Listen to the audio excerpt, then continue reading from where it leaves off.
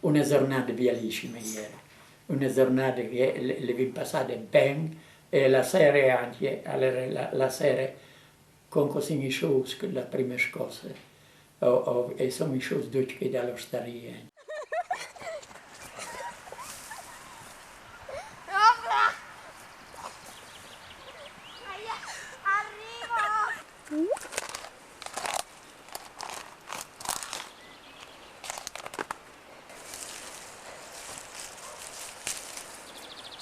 Mi visi sia che è succeduta la giornata prima, l'ultima giornata prima del terremoto, qualche dopo ti è cambiata completamente la vita.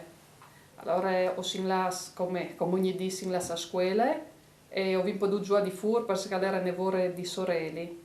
E mi visi che si giocava sui tubi innocenti, su tutte le robe in fier che avevano lasciati operaios e in che volte si poteva giocare senza pure di farsi male.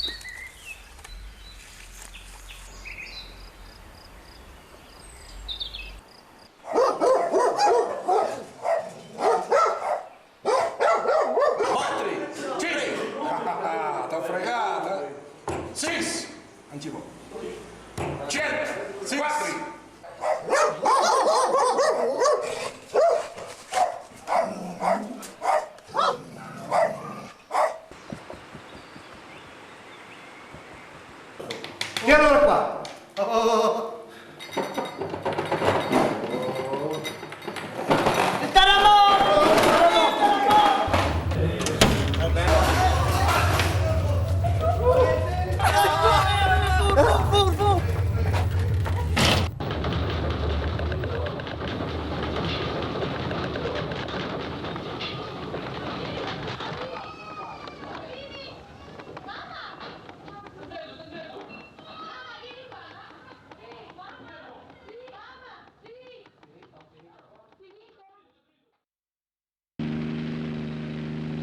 Questo è il Monte San Simeone, epicentro del disastroso terremoto che il 6 maggio 1976 alle ore 21:05 ha colpito il Friuli.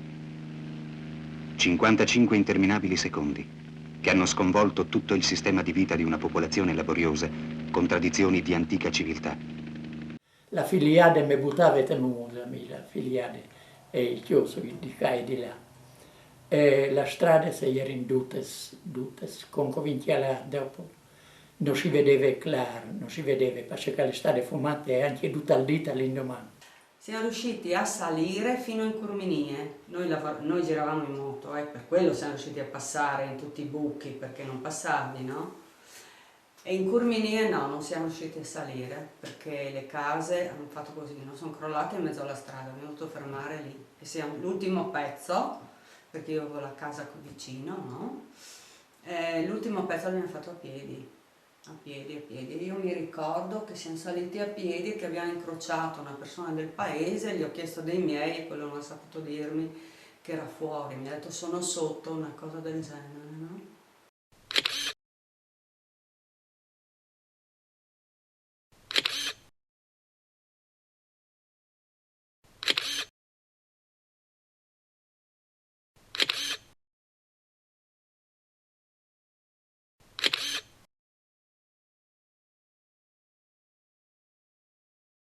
La prima roba dall'indomani a Binore che ho tentato alla su, fino in Curminia si è arrivato. In Curminia portavo i morsi, là di scuola. E avevo di identificare, mi è toccato la identificare in Curminia e a Glamone. E ho il ricordo delle ultime volte che ho veduto Tiziana Manganelli, che è sì, una frutta che è morta, che si era lì e mi disi con i riccios, le cascate di riccios, i suoi voi blu, e che sorelle bielissime, che non si faceva pensare a una biela estate, che avessi in but, che invece non è stato così.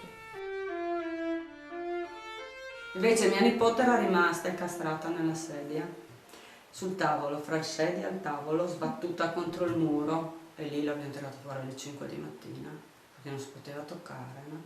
Ma era una cosa incredibile perché dopo è sceso mio zio Precheco, mi ricordo che avevamo messo una scala perché il piano di questa casa, era una casa particolare, per cui c'erano, la terrazza aveva tenuto, perché i ferri erano grossi, e quindi dalla terrazza noi siamo riusciti a tirare giù una casa L, ha ceduto sulla L, no?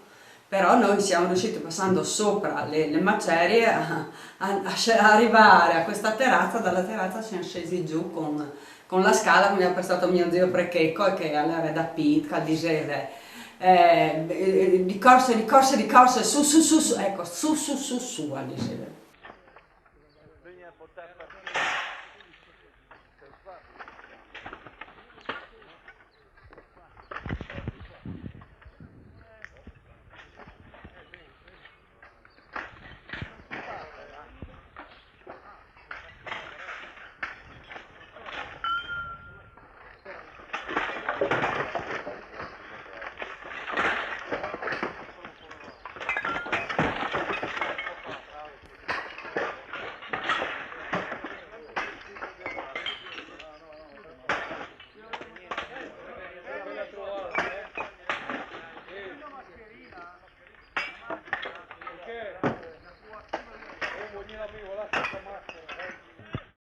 Io sono del paese, qua a Monteners. Ho visto che voi scavate soprattutto là dove ci sono i letti, è vero? Sì, ma presso a poco si sa quelli che mancano, perciò sappiamo dove cercare, insomma. Ma questo vuol dire che molta gente del paese alle 9, quando è successo il terremoto, stava già a letto. Sì, tanti sì, specialmente i più anziani, e gli altri per fortuna sono riusciti a scappare. Quindi molti anziani sono rimasti Molti proprio... anziani, e poi quelli che abitavano sotto, là, perché sono stradine piccole, e scappando per le strade sono rimasti sotto.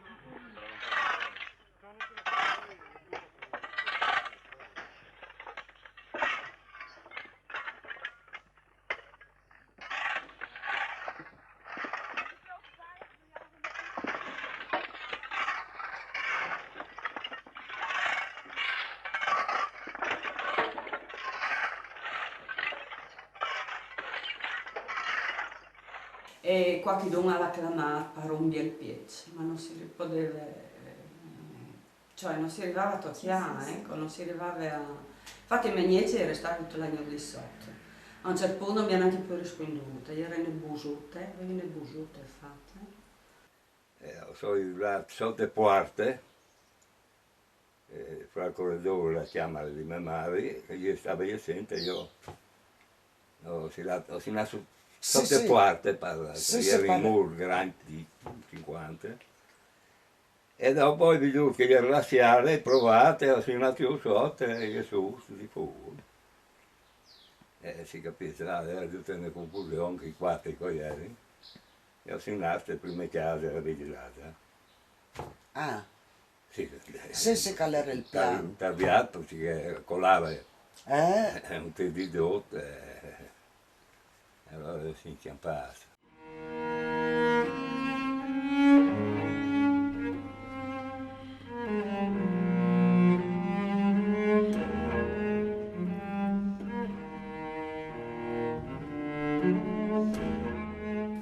Io vinco a 12 dopo, che ero in sotto, la stiasa sotto, proprio tira su.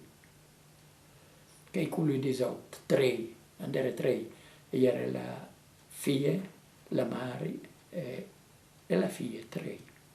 2 dai Lucares, 2 femmine dai Lucares che erano già anziane, con la di io la chiesa, che appare sotto anche là. Ma però il caso più grave era in Curminia. In Curminia era un disastro. Alla su in Curminia era di metti le mani sugli vei, perché era tutto io, e eri mi muors, era tutto là, tutto. Non si capiva bene Cecalere.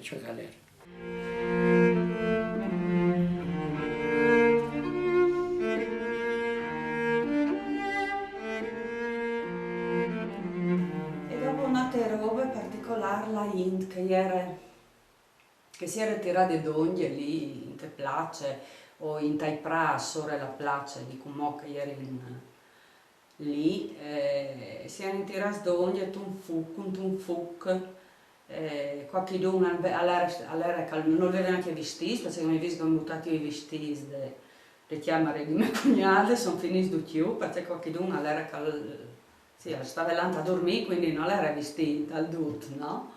Abbiamo buttato anche i vestiti, perché si vestissi, la meagne nelo, meagne tecle, avevano anche dal bar, avevano tirato fuori di bevi, lei era completamente stupidita, ma sì, era stupidita lì, cioè non si arrivava a rendersi conti, io se mi di fuori mi rendevi più i conti forse, no? Ma loro non si rendevano conti delle situazioni, giusto perché la gente si è data d'ogni, no?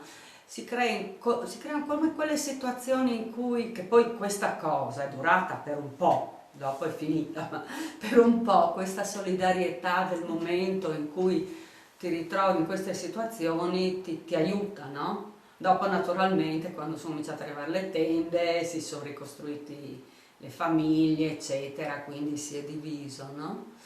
E dopo da lì ne hanno portato gli ultimi, ne hanno portati via in elicottero. Qua ci sono due frazioni grosse, circa 250 per frazione, persone presenti, perché sono molti all'estero, sono un paese di migranti. I morti, almeno finora quelli che si è potuto accertare, anche se non sono ancora dissepolti, sono circa una trentina, 30 anzi sicuri. I feriti sono stati trasportati ancora ieri, saranno una 40-50. Le case sono tutte distrutte, anzi quasi tutte abbattute, sono poche che sono rimaste in piedi, anche queste inabitabili, del tutto proprio. Sì, sono arrivati degli aiuti, però sì, ancora siamo in condizioni poco buone, perché siamo usciti dalle case senza niente, neanche con, non so, neanche con le posate, ecco. Senta, ma che cosa facevate in questo paese? Agricoltura, Beh, turismo? quel po' di piccola agricoltura spicciola, diciamo, la gran parte sono tutti operai che o all'estero o qua vicino nelle fabbriche a Udine, Gemona, Osoppo, Artenia, che lavorano, vanno e vengono, insomma.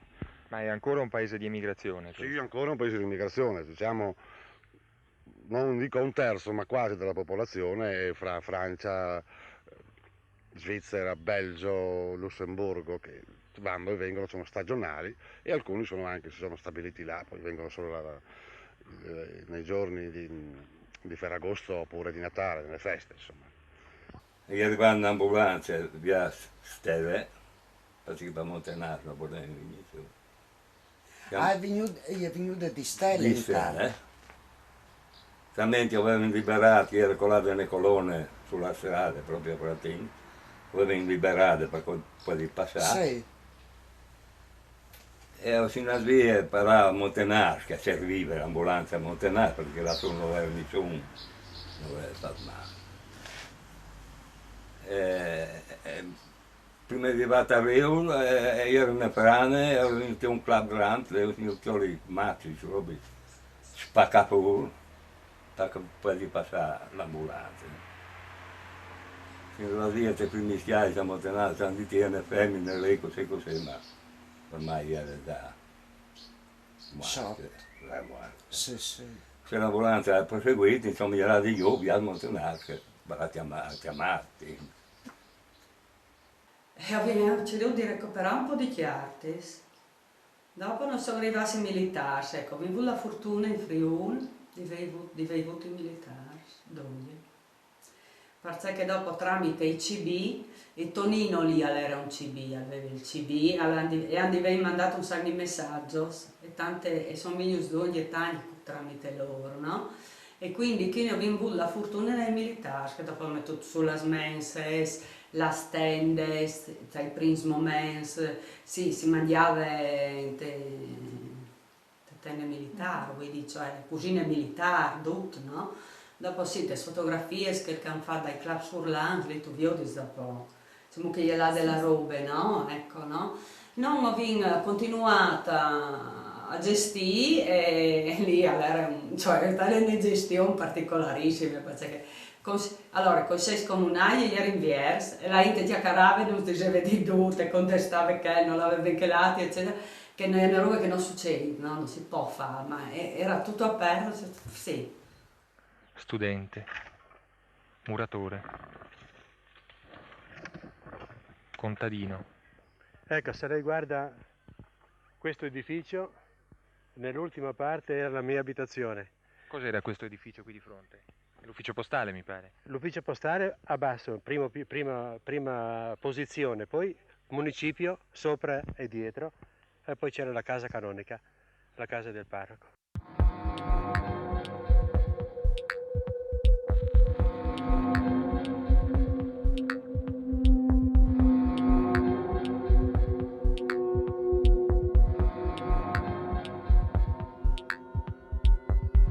Montenars è rimasta isolata per giorni a causa delle frane che ostruivano la strada.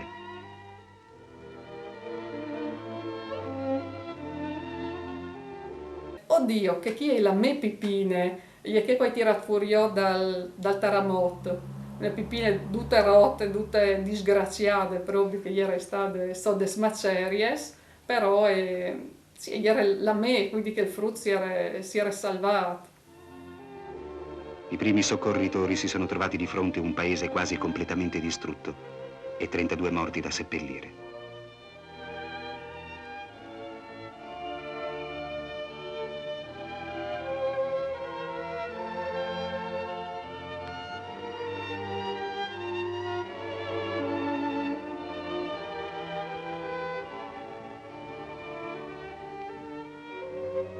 Al posto di una ridente località di mezza montagna c'è ora un cumulo silenzioso di rovine deserte. Tra breve, quando tutte le case devastate saranno abbattute e rimosse, non rimarrà più quasi nulla.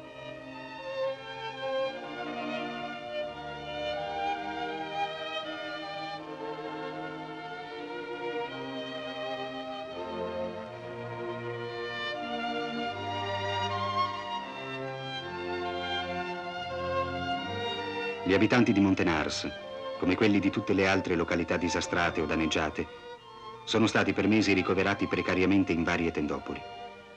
Delle centinaia allestite in tutta la zona terremotata, ne sono state riprese soltanto alcune, perché pur nella varietà delle collocazioni e delle soluzioni, sono tutte tristemente uguali nello squallore e nei disagi di una vita innaturale e durissima. Olavi dal colonnello, dai Ampins, e là favellavi con lui e lui mi menava torri, una banda di create, la calera di là. E avevo di po', cal 6 di mangiare per dolci, sempre. E sono subito arrivati al Pins e nos davano di mangiare il rancio. E quindi facevamo la fila e nos davano la pasta asciutta e dopo erano abituati anche a rancio militare e mi visi le galettes, con vivedudes e mangiate stantes di galettes.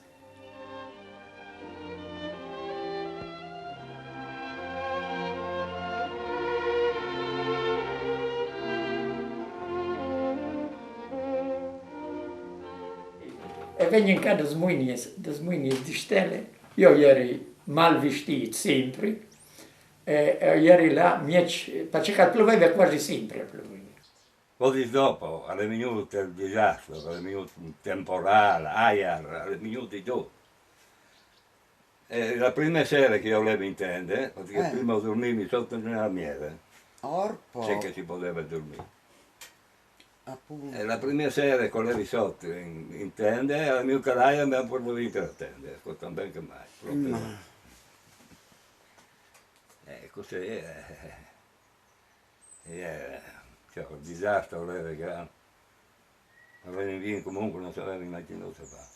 Se non che dopo tutta la giornata, cosa vuoi?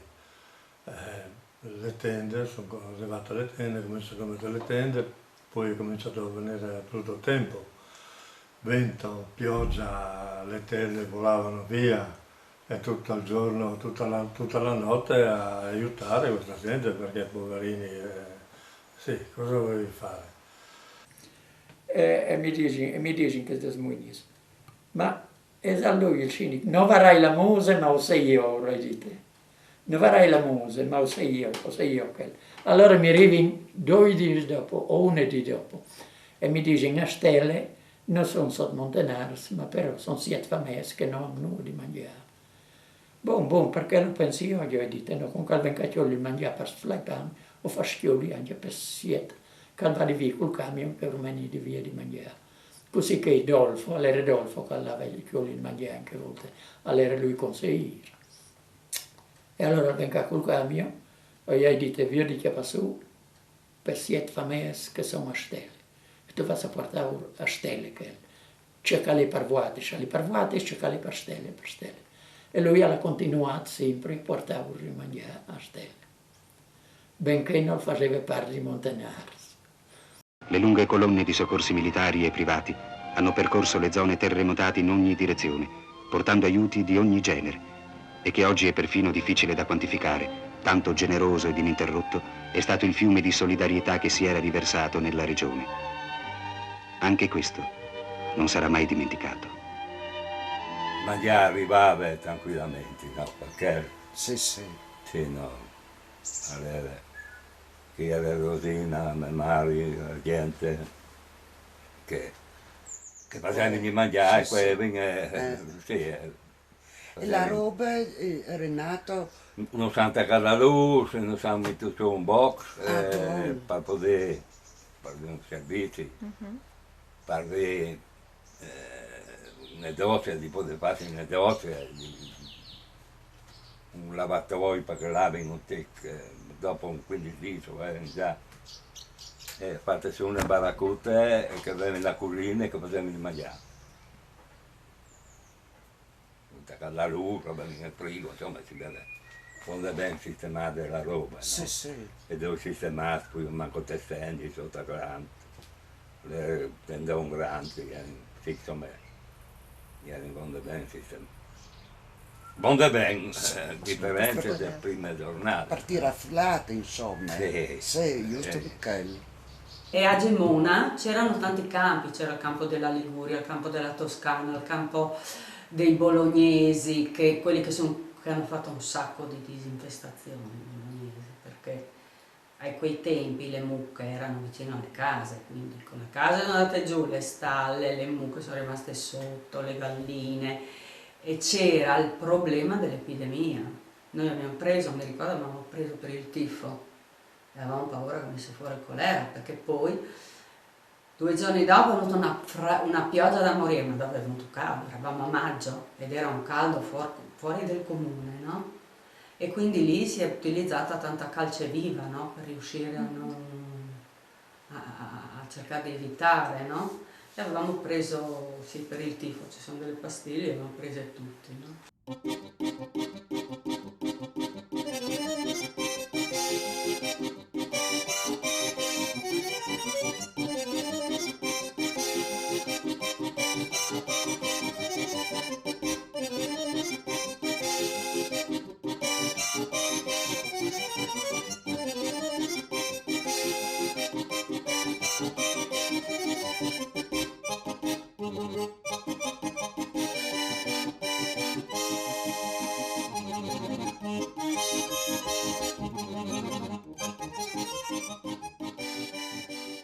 Il primo comune era nelle tende militari che grandes. Io mi visitavo in Curminia, no? Perché si era in due piazzate in Curminia, che era l'unica. Poi la scuola era stata su, che lì è stata nel Fortune. E tutti gli altri subite a vivi tutti insieme, quindi tutti i frussi insieme, che è le robe biele. Cioè io avevi la mettende, però dormivi con un'altre famiglie. E per tende dove si divertivi, perlomeno quando erano sorelle. Quando pioveva veniva veduto un paltan, allora sì, manco divertente. La vita non è facile per nessuno, non è facile. Comunque a livello di amministrazione comunale cosa succede? Succede che il sindaco Fadini poi nel giro di qualche mese si sente male, ha avuto un infarto, un principio di infarto, cose del genere, aveva poi lasciato, e però eravamo un gruppo molto unito all'inizio, cioè eravamo io, Micco, Pontelli, Fadini e Castenetto.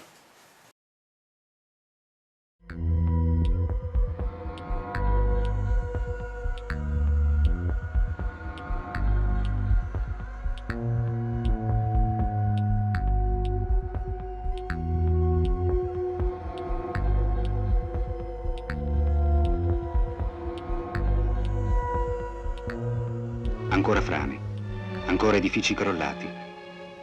Ci si rende conto di cosa significhino 119 comuni colpiti, 13.000 alloggi distrutti, 46.000 alloggi lesionati.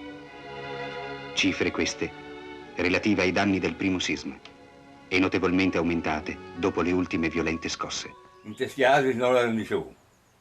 Erano in tutte sbaracche e è stato un altro spavento, perché è stato forte. Io ero a tende e ho scampato a tende, perché si beve pure, no? Che non succedeva niente, però... ma insomma, all'istinto, no? Sì, 5 mesi a Binore.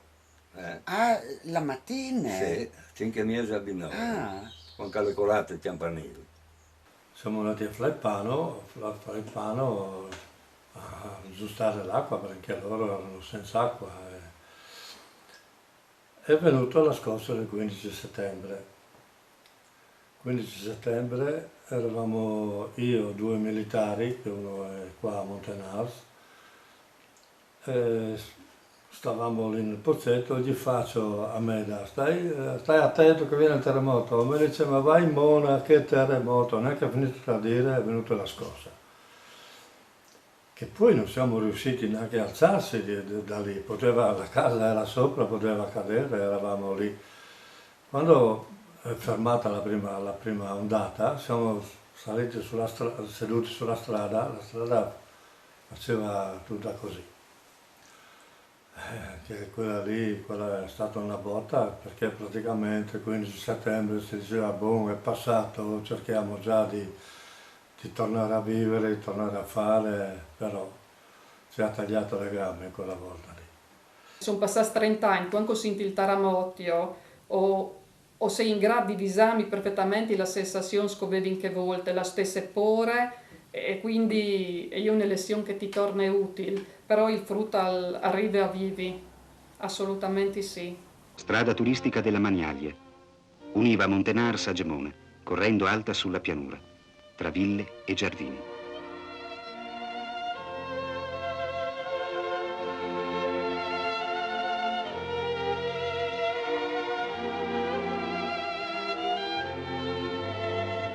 Oggi è un seguito ininterrotto di macerie.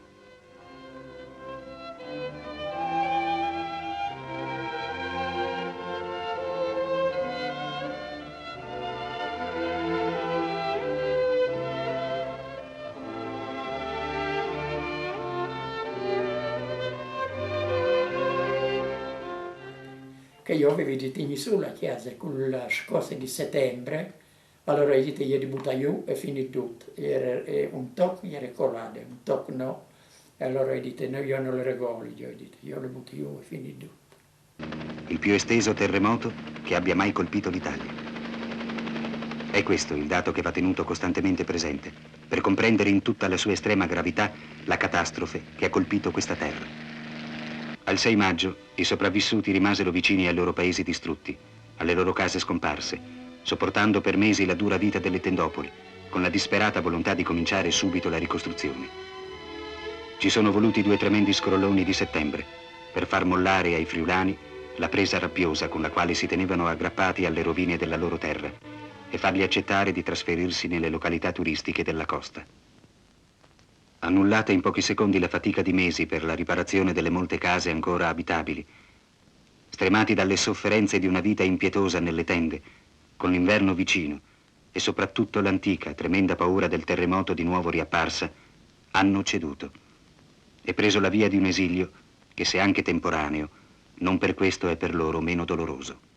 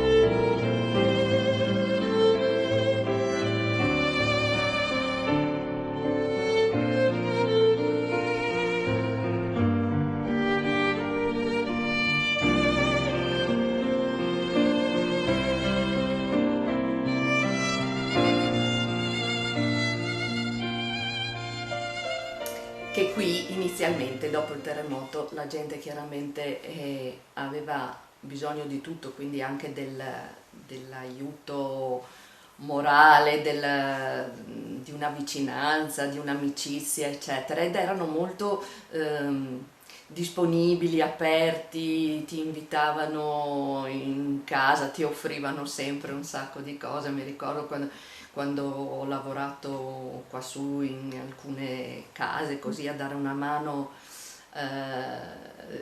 ti offrivano a tutte le ore caffè, liquorini eccetera, cioè erano molto ospitali. Il tipo di vita che si faceva qua su, a parte il fatto di avere questa idea che stai dando una mano a qualcuno, quando in realtà erano anche loro che davano qualcosa a te, perché non è... Quando tu aiuti qualcuno hai una gratificazione che ti dà molto di più di quello che tu dai, ecco.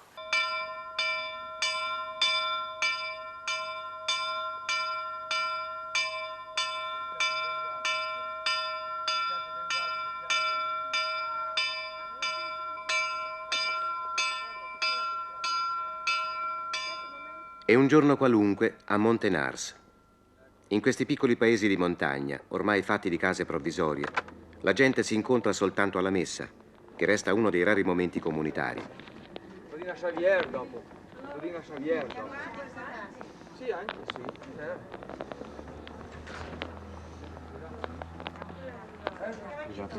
Il parroco da queste parti è stato da sempre l'autorità più ascoltata.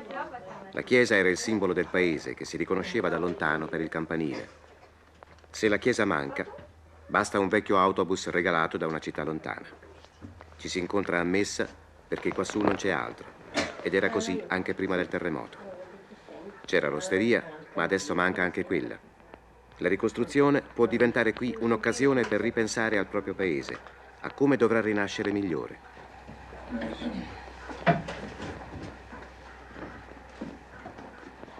Nel nome del Padre, del Figlio e dello Spirito Santo. Questi sono i luoghi nei quali la tradizione friulana, la lingua, le abitudini sono rimaste intatte. Qualcuno teme che il nuovo le faccia scomparire. Altri rispondono che la cultura, le caratteristiche del Friuli si salvano salvando i friulani, ridando loro fiducia, rafforzando la loro economia. Per i bambini è stata abbastanza una cosa sopportabile, ecco, cioè vivibile, anche a volte giocosa. Dopo sì, all'interno delle loro baracche o case eccetera, sì, ma anche lì vedevo che sì, più gli adulti avevano dei momenti di sconforto, ecco, perché il fatto di non avere più la casa o di doverla ricostruire o sistemare, il fatto di vivere così nel provvisorio aveva messo molti in difficoltà ovviamente. Poi sì, è vero che c'erano tanti aiuti e dopo si sono adeguati alla vita però si sono anche dati subito molto da fare, ecco, perché parecchi si sono costruiti la baracca da soli ancora prima che arrivassero i prefabbricati, si sono messi a ricostruire o a ristrutturare le loro case ancora prima della scossa di settembre, per cui dopo ci sono stati di nuovo problemi, ma insomma gente che non ha mai mollato, insomma, che si sono sempre dati da fare, che hanno continuato a lottare per riavere, insomma, quello che avevano perso.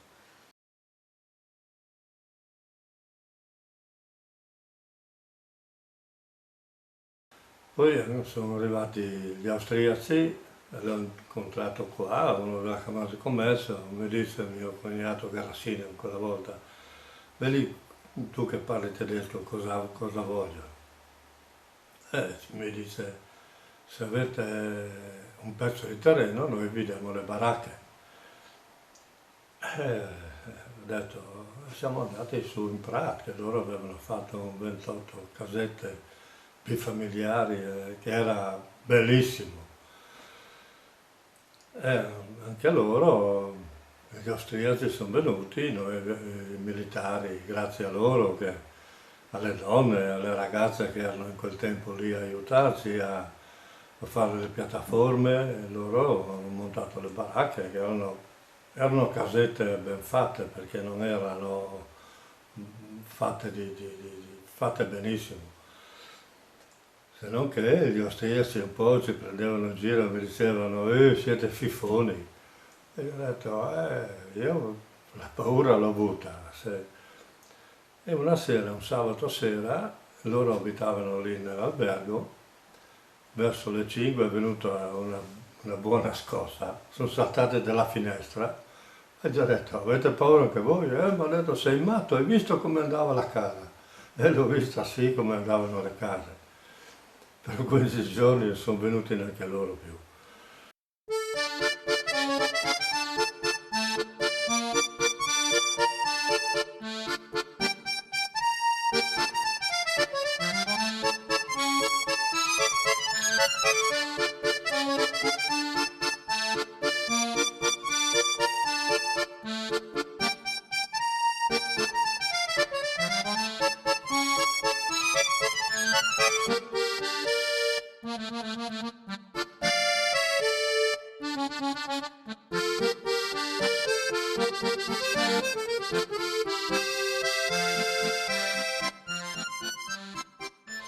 Allora signora, come si sta in questa casa?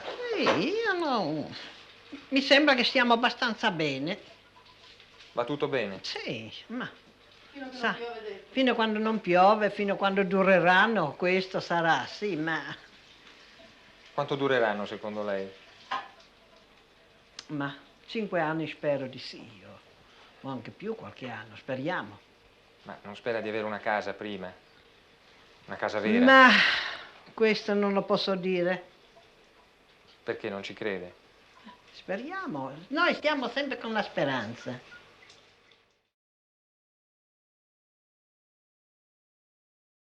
Io qui sono arrivata con un gruppo di volontari nel mese di agosto.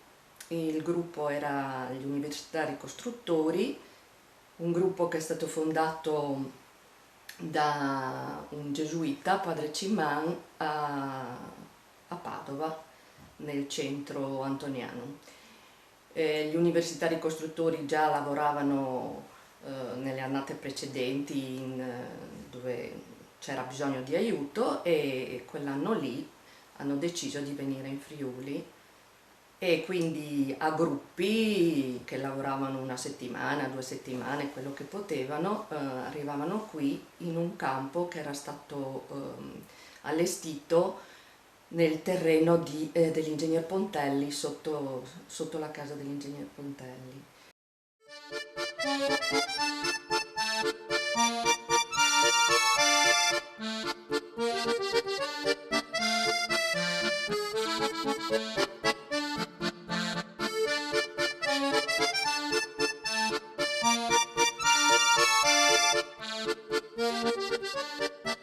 I primi 3 giorni ho lavorato come servizio in cucina, e poi invece in una borgata dove dovevamo aiutare a tirare fuori la legna, diciamo, per metterla da parte per l'inverno, e in alcune case del borgo Zampariù. E la settimana è passata velocemente, però insomma ci ha dato l'idea di che cosa era successo, di quanto bisogno c'era di aiuto, e quindi alcuni di noi sono tornati successivamente, i fine settimana, le feste, le vacanze di Natale, eccetera. Io ero tra questi e nel frattempo mi era venuta l'idea di venire ad aiutare in maniera più continuativa. Io dire sempre un grazie a tutta questa gente che ci ha aiutato. C'era della brava gente, c'era un po' di tutto, quindi nella massa non riesci a capire chi è buono e chi è cattivo. Cattivi non ce n'era, Poi sono state qualche mossa della nostra gente qua che non volevano che la San Marco andasse in giro col pugnale, sembrava che ammazzassero la gente, invece questo non era vero, perché era un po' la gioventù di quei tempi che si era montata un po' la testa, sai.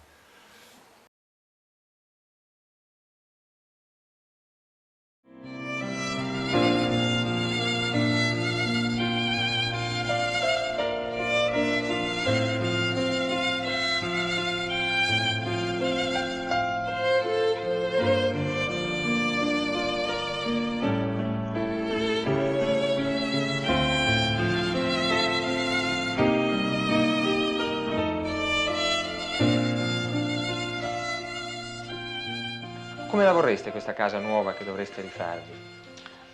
Io la vorrei bassa, non più quelle alte, perché io quando ho alzato gli occhi ho visto i due appartamenti sopra, erano due appartamenti sopra, non c'era più niente, ho visto la luna e le stelle.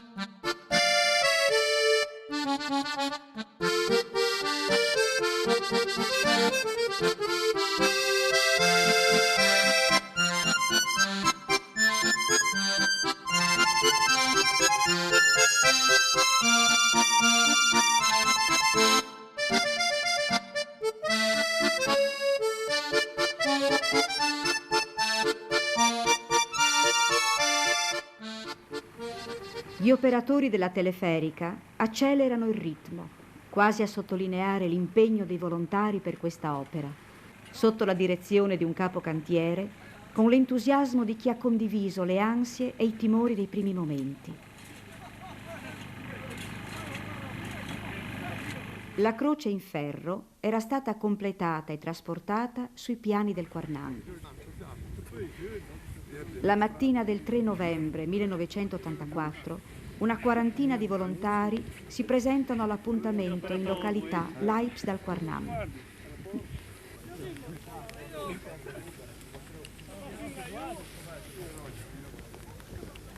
Non ci si accontenta del trasporto. Si decide insieme, quasi d'impulso, di innalzare e preparare la croce sul luogo della collocazione definitiva. Oh, chiamati! Dai Livio che ti tiri su di te! Oh, opla! Bene ragazzi, you plan plan! Ben visibile sul volto di tutti la grande soddisfazione per questo nuovo traguardo raggiunto prima dell'inverno. A te, vedi! A te! Durante i lavori di recupero delle pietre e di spostamento dei materiali è stata fortunatamente ritrovata la pergamena che il cappellano Riccheco Badini aveva inserito nell'altare del vecchio monumento. Noi, in continuità di questa tradizione, abbiamo stilato una nostra pergamena che verrà allegata a quella precedente. Abbiamo incluso i nomi di tutti i componenti e di tutti gli aderenti del comitato, i nomi dei membri del comitato direttivo dell'83, dell'84 e dell'85, l'elenco dei professionisti, l'elenco degli artigiani che hanno lavorato in questa ricostruzione, tutti i benefattori, sia quelli che ci hanno offerto somme in denaro, sia quelli che ci hanno offerto materiale. Ed infine abbiamo incluso l'elenco di tutti i volontari che gratuitamente, con amicizia e con serenità, sono venuti qui a lavorare sul Monte Quarnam.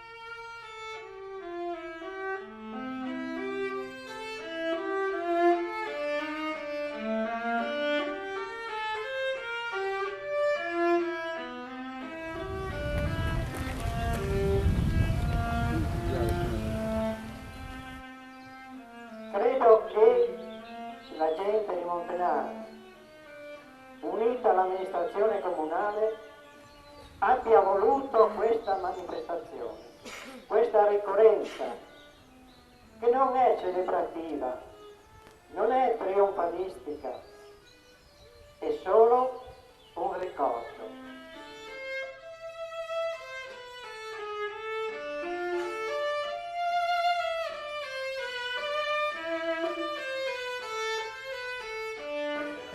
Prima cosa passerei a dire due parole dei sindaci che mi hanno preceduto. Devo dirlo perché purtroppo qui presenti mancano Vittorio Fadini e Giuseppante Eliseo. È invece presente il sindaco Amos Isola che mi ha preceduto nella conduzione del comune di Montenars. Allora, mi lasciai se ve la per Furlan, perché così volte te case se io ve li partagliamo. Voglio agli ospiti che sentono, hanno già sentito tante volte la nostra lingua, è una maniera di dare il nostro cuore, non è un atto di inospitalità, ma un atto di gentilezza. Per prime volte che dopo in tutta Italia hanno favelato, viene fuori la frase, prima le fabbriche, dopo le chiasis, dopo le iglesias. Che frase lì, che non è un slogan ma erano scelte profonde, e viene fuori di no e state lette a Montenars di Precheco, Cassù. E gli venite a Precheco, quindi là io a favela c'è disino che i furlans la prima roba è di lavorare, per non perdere il gusto di fare, per non sentirsi inutili, per non sentirsi di peso, perché un vecchio che si sente di peso non ha poi voglia di vivere, quindi la prima roba è lavorare. Seconda roba è chiesa, perché i furlans attengono al club, a muoire per la chiesa, a lavorare anche di domenica per chiesa, quindi ha bisogno di avere un sottetto per baruffare, parlare d'accordo, per vivere insieme, per avere un'intimità, per essere di qualcuno. Un sottetto là che dice che questa è la mia chiesa al mio mondo. Ultime l'Iglesias. L'Iglesias non sempre sono di sfur dal spirito che si voleva. L'Iglesia di Montenars non si fa polemiche, noi non abbiamo l'Iglesia. E è brutta e resta brutta.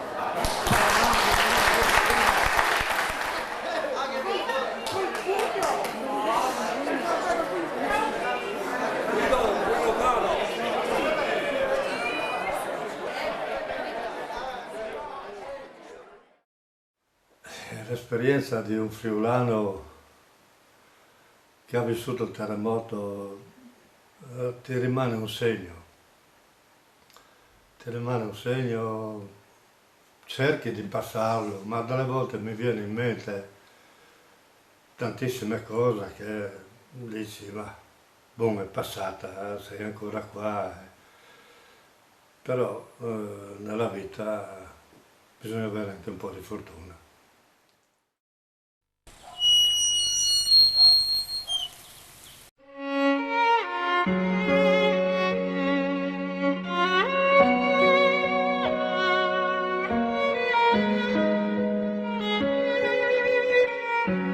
Sono passati 25 anni e dentro di me straripa un fiume di ricordi, emozioni e sentimenti che non riesco a frenare.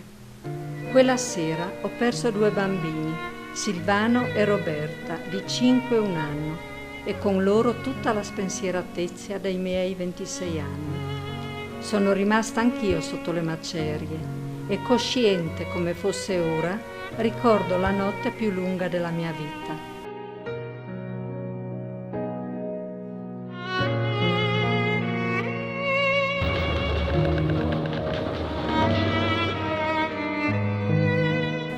Dal prato di fronte al mio borgo, ricovero di tante persone ferite, potevo vedere attraverso una fitta coltre di nebbia e in maniera quasi ovattata le case sventrate e crollate, la gente che correva, urlava sbigottita, incredula, inconsapevole, penso, di quello che stava accadendo. E poi le prime luci dell'alba e i primi soccorsi, la grande macchina della solidarietà che si metteva in moto. È a loro che viene rivolto questo mio pensiero, a tutte le persone che assieme alla mia famiglia ho incontrato dopo quella tragedia. E sono tante, non saprei da chi cominciare, perché vorrei non dimenticare alcuno. La pazienza, la disponibilità, l'affetto che abbiamo avuto da queste persone sono indescrivibili. Da tutte ho imparato tanto. Ho capito piano piano quali sono i valori veri, quelli che resistono a qualunque scossa. Sentimenti silenziosi e impalpabili, ma radicati dentro di me come questi 25 anni, così lontani e così presenti in ogni attimo, in ogni pensiero quotidiano. A tutti i bambini e le persone che quella notte ci hanno lasciato, va il mio rispetto più sentito e profondo. Al dolore di tutte quelle mamme che, al contrario di me, non hanno avuto la fortuna di assaporare di nuovo il dono della maternità. Rifondare così su pietre purissime le basi per una nuova casa, una nuova storia. A tutte le persone che non ci sono più e che hanno rappresentato un magico pianeta di solidarietà dal quale io, quasi miracolata, ho attinto alla straordinaria forza per una nuova vita emblematica dell'intero Friuli. Rivolgo dal più profondo del mio cuore la preghiera più fervida al crocifisso del terremoto, perché giunga attraverso lui, per ognuno di loro, il mio grazie soffocato da un immenso amore.